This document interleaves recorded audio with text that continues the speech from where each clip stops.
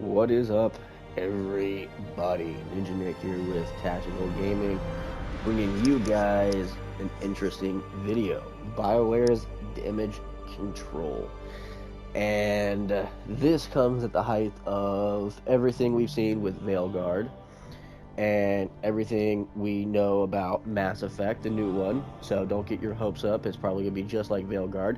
Now, I haven't finished it, so I can't give a full review or account to it, but I am basically having to force myself to play this game, and I know because the other day, because I've been sick for the last couple days, I had like 101, 102 degree fever the last couple days, but finally it's gone. But I played Dragon Age 2 for like 5-6 hours straight, just 5-6 hours straight.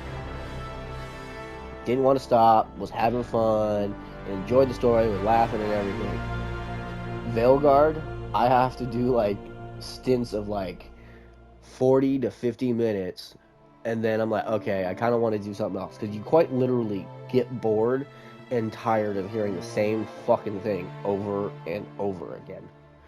Like, you can see the potential for Veilguard. Now, once again, this isn't like a review, but this is BioWare's Damage Control. So, Veilguard got anthemed, and it got Andromedaed. Okay? And this is what I mean. So, Mass Effect Andromeda, one of the best Mass Effect games out there. And not when it comes to certain aspects, but the combat style was phenomenal. The story was great, and you can tell that it was going to be expanded upon, and more was get hinted at if they would have released the DLC that they should have released, but didn't. In turn, killing Andromeda. So, that's what happened with Andromeda. And honestly, Andromeda's combat was so great.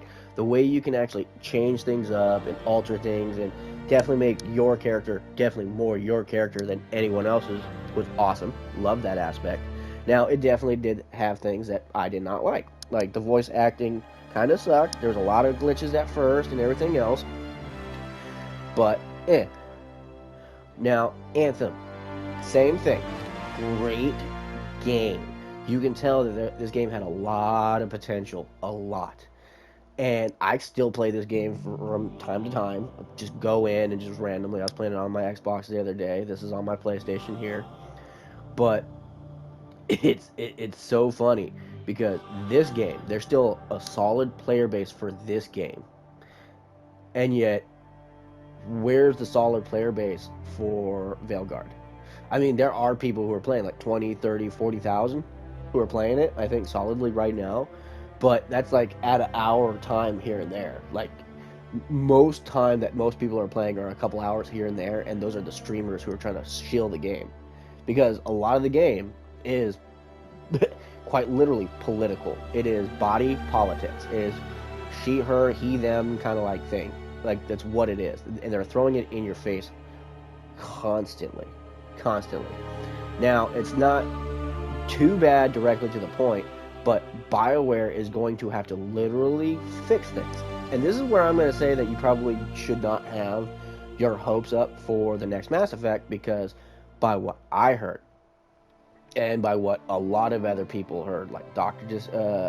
Disaster and a whole bunch of other people, Yellow Flash, and a whole bunch of other people who've been talking about this, but Patrick Weeks, the actual writer, the lead writer for Veilguard, is also going to be the lead writer for Mass Effect. So I'm gonna tell you right now, if BioWare is going to do that, and they're gonna keep Weeks as a writer or even as a person on their fucking team, there's no point on even getting the next Mass Effect, because it is going to be more bullshit. And they're gonna further be able to put their like body politics out there, because it's like, oh well, it's way into the future, man, and you know, there's aliens, there's gonna be alien races that are just gonna be naturally transsexual, stuff like that, right? And they're gonna push the body positivity, like the obesity thing, even though they're literally selling Ozempic like no tomorrow, and they did that on purpose. They literally paid Lizzo to shill out so that they can be like, be positive, body positive. And now they're got weight loss drugs like Ozempic out there. They're like $1,000+ per shot, and you have to have like 2 or 3 shots per like month or week or some shit. I don't know. Expensive and stupid. But BioWare is going to literally go bankrupt if they do not do several things. One, make sure Mass Effect is a fucking banger. Because if it's not a banger, you can guarantee BioWare's done. They are going to be bankrupt. No one's gonna buy no one's gonna buy any of their games no more. Because you've already seen what happened with Veilguard. Veilguard, Dragon Age. Dragon Age is a game that's been around for a very, very long time. And the fan base for that game did not turn out like they were expecting them to. Thankfully, too. And now you're going to see several things happen. Either A, right? What they're going to do is they're probably going to get Dragon Age 1 and 2, right? Remaster those, bring them back onto the new console so they can make some money, because they're going to need to make money, because they didn't make any money off of Veilguard. So if they're going to be able to do their future projects, they're going to have to make money. And now, also the previous writers or directors or someone who worked on Anthem said he wants to redo, not remaster, but actually bring back Anthem and actually bring it back as it was. Now, if they do that, they bring back Anthem, and they basically reboot it. Basically, they bring it back, they add to the story, they make functionality a little bit better, connection better, because when you do play the game, you do get kicked out on occasion when you're like in the Forge, but that makes sense considering this is a live service game and there's no maintenance for it no more, so it makes sense. But if they were to bring this game back, reboot it, bring this game back, that'll bring in some money, redeem, reboot, remaster, the original Dragon Age games 1 and 2. Can't really do that with Inquisition because Inquisition was on the newest system, so in all honesty, there's really no point unless you want to do a collector's edition pack, which is add all three to them. But quite literally, BioWare's in hot water. They need to do damage control big time if, they don't get their heads out their butt. Because quite literally, they're just bleeding money with the failed Veilguard. Now, I'm kind of hoping, because I've heard the ending of Veilguard's really good, and it's just really hard to get through the game because it's almost like teeth grinding of boredom. And that's a lot of people that I normally watch when it comes to game reviews. And when they say that, it goes, wow, that's pretty bad. And they're not even Dragon Age fans either, for the most part. So it's like, this really sucks. So they're going to be in damage control. They're in hot water. They need to do something, or they're going to go bankrupt. They're going to fail. And this is going to be another outcome of what happens with woke politics when you try to pander to a whole different side and you forget about your fan base. Literally. There's nothing wrong with adding some new features, new aspects, anything new to the game. They've been doing that for a long time. Adding same-sex, relationships and all this other kind of stuff. Majority of the time, people were having an issue with it, but they still sold lots of fucking games. They can add their tranny stuff. They can add their, binary stuff. They can add all that stuff in there. And it's not going to piss off the fan base. But when it's a constant, being shoved down your throat and making it seem like you're going to accept this or you're just not going to be happy, then you're going to kill the fan base and they're not going to buy your game. And that's what you're seeing with Veilguard. And I'm maybe 6 hours in. Literally. That's pretty freaking bad. I'm 6 hours in and I'm that bored.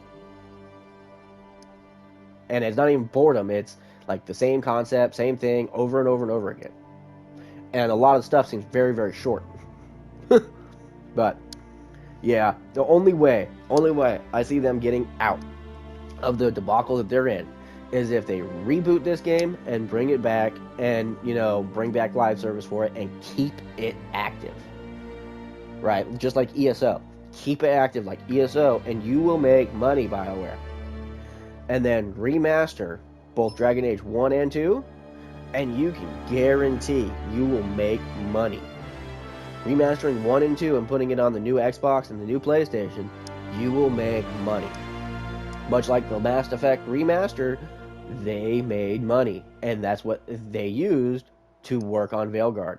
And that's the sad part is you can tell Veilguard was supposed to be one other thing, and somewhere, somehow, some way, someone said, no, we're changing this, and it's going to be like this, and it's going to be great. And it wasn't. And you can probably thank Patrick Weeks for that. And if he is going to be any part of the Mass Effect game, I can guarantee you I'm definitely not going to buy that game.